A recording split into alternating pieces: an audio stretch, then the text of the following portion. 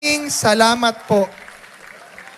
Salamat din po ka Erd Scudera sa ating mga kapatiran at higit sa lahat, maraming salamat sa inyo mga kapatid sa inyong paninindigan ng 30 araw dahil sa pag-ibig sa bayan. Maraming salamat po. Mga kapatid, mga kababayan, magandang hapon po sa inyong lahat. Nandito po tayo ngayon sa makasaysayang Liwasang Bonifacio. Pinalayas man tayo kagabi sa EDSA at binawi man ang ating permit.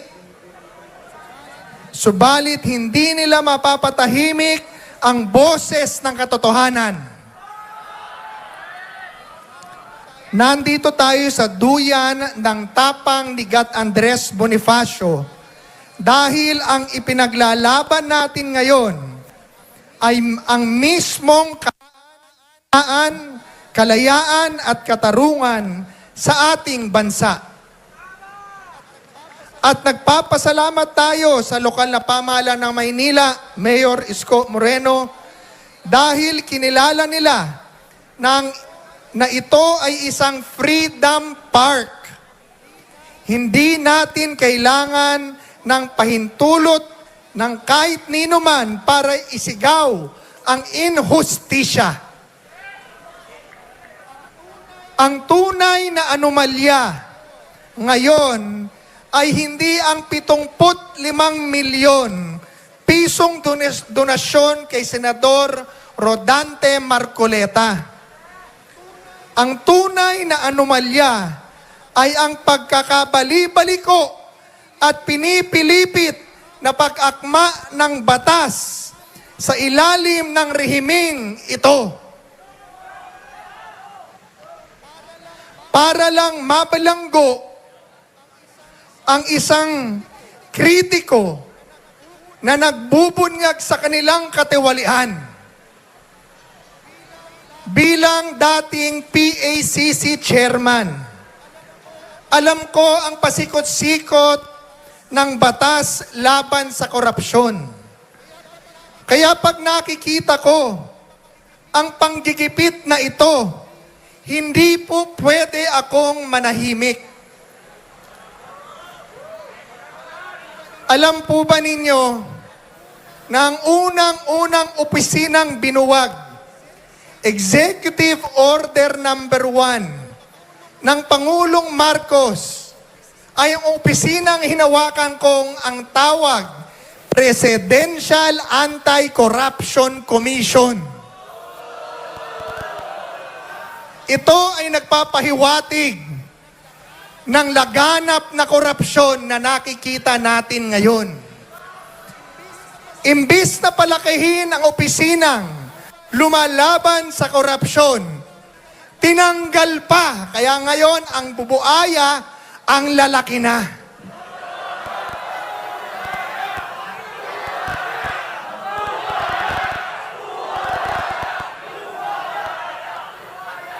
Dalawang araw na po akong nakikinig at nakikibahagi sa ating pagtitipon.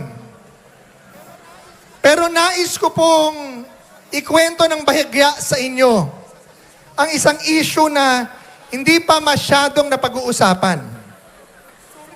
Suriin po natin ang batas ng tama at walang pagkiling. Sinasabi po ng ombudsman, ang plunder daw po ay hindi lamang para sa ninakaw sa gobyerno. Sakop din daw nito ang pribadong pera basta nakuha sa illegal na paraan. Sige, tanggapin natin ang jurisprudence na yan. Pero, ito po ang aking tanong sa ombudsman. Nasaan ang illegal na paraan or illegal means sa kaso na isasampa nyo kay Senador Marcoleta? Para maging plunder ang pribadong pera, kailangan patunayan ng Estado na ang perang yan ay nakuha sa pamamagitan ng krimen, gaya ng pangingikil, suhol, pagbebenta ng impluwensya, kapalit ang kontrata. Pero ano ang katotohanan kay Senador Marcoleta? Walang binentang kontrata. Walang binentang pabor. Ang 75 milyong piso ay hindi nakuha sa ilegal na paraan. Ito ay kusang loob at legal na tulong pang politika mula sa mga kaibigan na nagtitiwala sa kanya at sa kanyang prinsipyo bago pa man magsimula ang opisyal na kampanya. At higit sa lahat, hayag na binayaran ang tamang donor's tax sa BIR. Paano nyo tatawaging ill-gotten wealth o kriminal na yaman ang perang dumaan sa illegal na proseso ng pagbubuwis ng gobyerno? Ang kakulangan sa SOSE ay isang administratibong teknikal lamang. Hindi yan kriminal na intensyon para sa kasong plunder or pandarambong.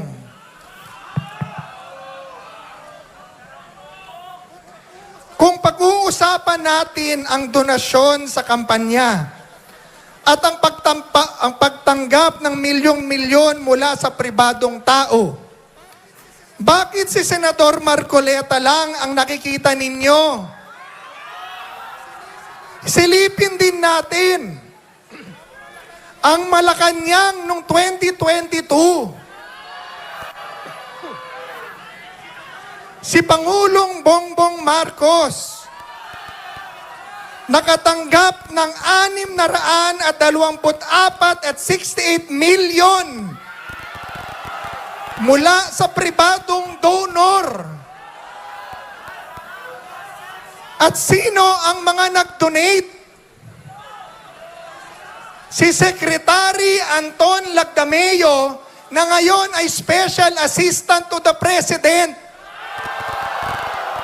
247.32 million pesos. Ano siya ngayon? Espesyal na assistant ng Pangulo sa Malacanang Gabinete.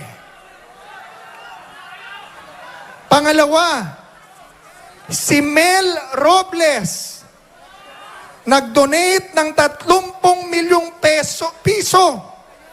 Ngayon, siya ang General Manager ng PCSO. Ikatlo, si Secretary Francisco Chu Laurel Jr. nag-donate ng 30 milyong piso sa partido. Ano siya ngayon? Kalihim ng Department of Agriculture.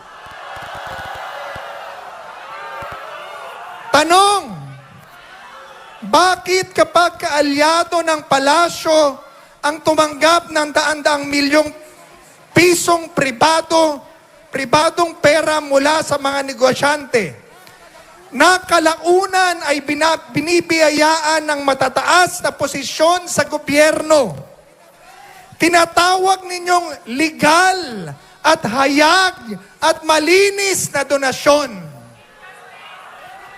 Pero kapag ang isang tapat na mambabatas tulad ni Marcoleta ang tinulungan ng mga kaibigan para sa kanyang advokasya, ginagawa ninyo ng kriminal ang kahulugan ng pagkakaibigan at tinuturing ninyo itong indirect bribery.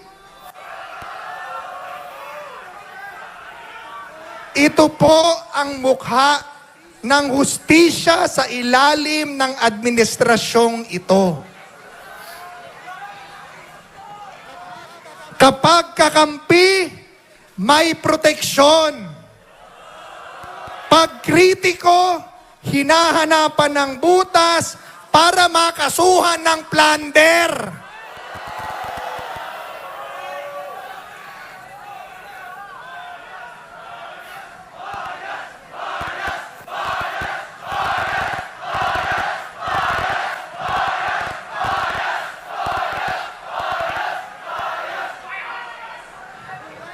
Huwag po ninyo kaming lukohing mga Pilipino. Kung seryoso ang gobyernong ito sa pag-usig sa mga nakakuha ng yaman sa pamamagitan ng illegal means, bakit hindi nyo arestuhin ang mga sangkot sa flood control?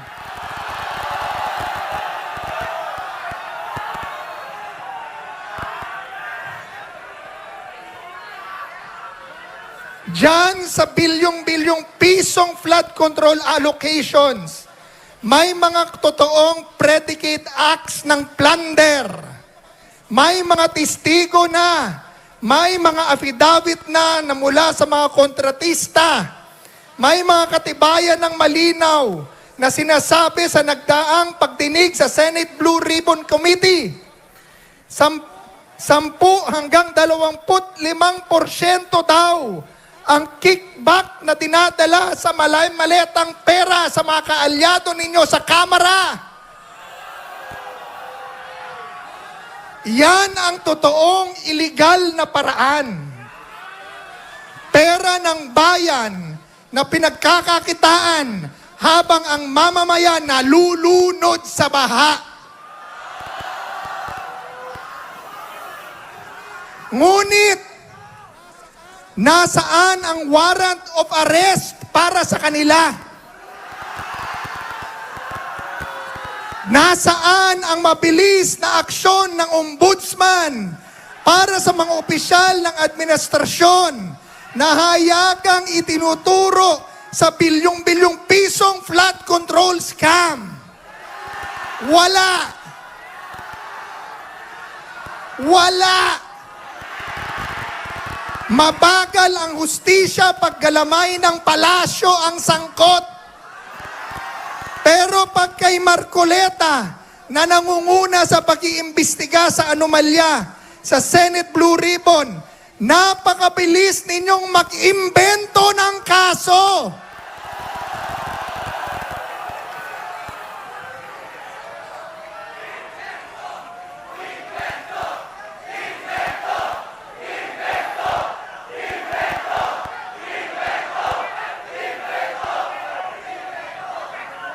Ginawa ninyo ito para patahimikin ang naghahanap ng katotohanan at pigilin siyang gumanap sa kanyang tungkulin sa Senado. Mga kababayan, dahil sa garapalang panggamit ng kapangyarihan, dahil sa panggigiit ng double standard, kung saan ang administrasyon ay protektado habang ang oposisyon ay pinatatahimik, nawalan na ng tiwala ang taong bayan sa lideratong ito. Kaya huwag tayong magtaka at huwag kayong magtaka kung bakit ngayon, 4 na taon lipas, na ipagbunyi ng Pilipinas ang kanyang panalo bilang Pangulo. June 30, nanumpa po siya. June 30, 2026, yung mga sumuporta sa kanya, nananawagan at nagtitipon-tipon na sabihin siyang, bumaba ka na dyan. Bawal sabihin ng iglesia. Pero maraming Pilipino, yan ang pinananawagan dahil sa kanyang ginagawa sa ating bayan. Pangulong Bongbong Marcos, ang pamahalaan ay hindi na hindi kayang magpatupad ng batas ng patas. Ang pamahalaan na ginagamit ang mga ahensya ng hustisya bilang politikal na sandata ay pamahalaan na nawalan na ng moral na karapatang mamuno sa bayan.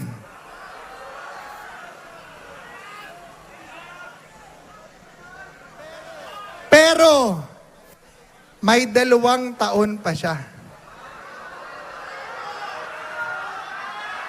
Nakakalungkot.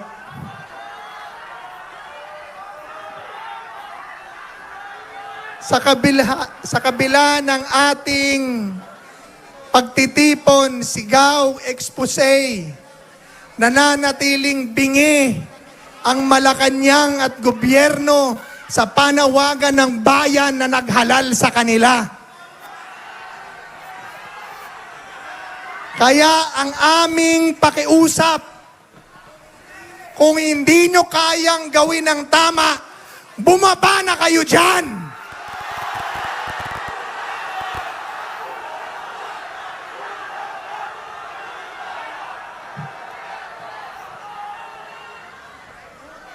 Ngunit,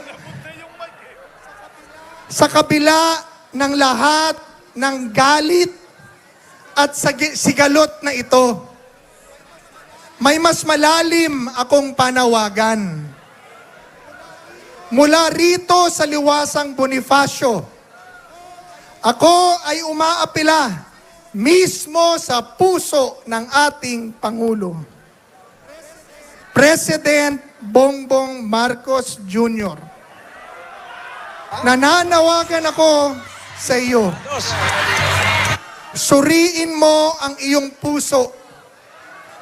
Tingnan mo ang iyong konsensya. At gawin mo kung ano ang tama at makatarungan sa mata ng Diyos at ng tao. Bilang pinuno ng bansang ito, tinatawagan kita na pangunahan ang buong bansa na lumapit sa Diyos na may kababaang loob at pagsisisi at mangakong gagawin ang tama sapagkat ito at ito lamang ang unang hakbang para ang habag ng Diyos at para sa katubusan at kaligtasan ng ating bansa. Bilang Pangulo ng lahat ng Pilipino, itigil mo na ang paghahati-hating ito. We are one!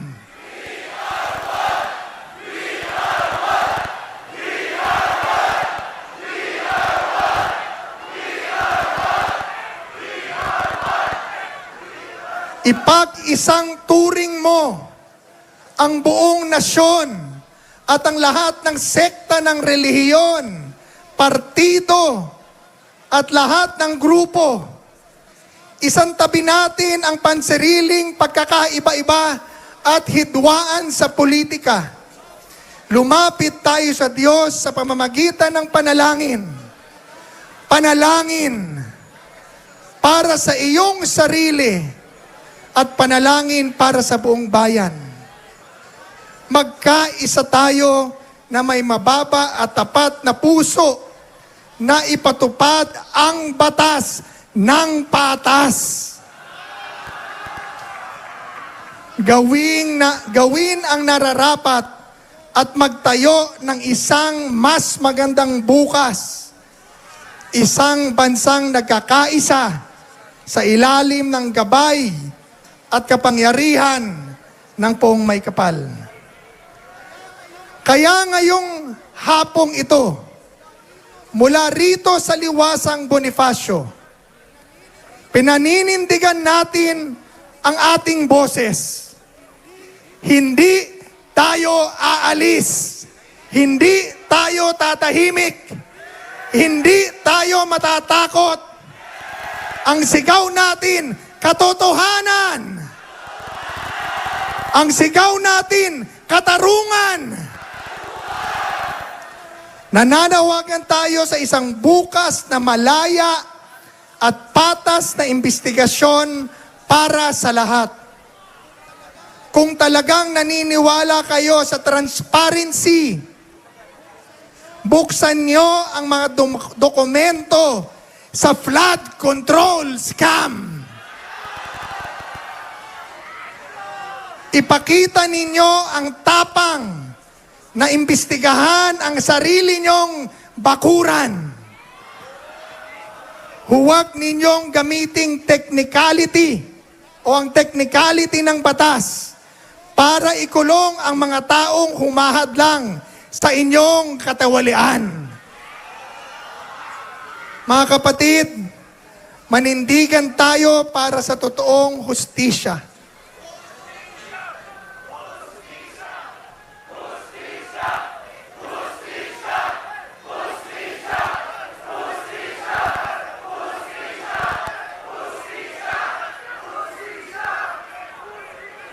Itayo natin ang bandila ng patas na batas. Wala po akong pakialam kung kaibigan ko, kapartido ko ang nagnakaw, imbestigahan ninyo at ipakulong nyo. Pero pag partido nyo rin at kaibigan nyo ang nagnakaw, kahit sila, ipakulong nyo din.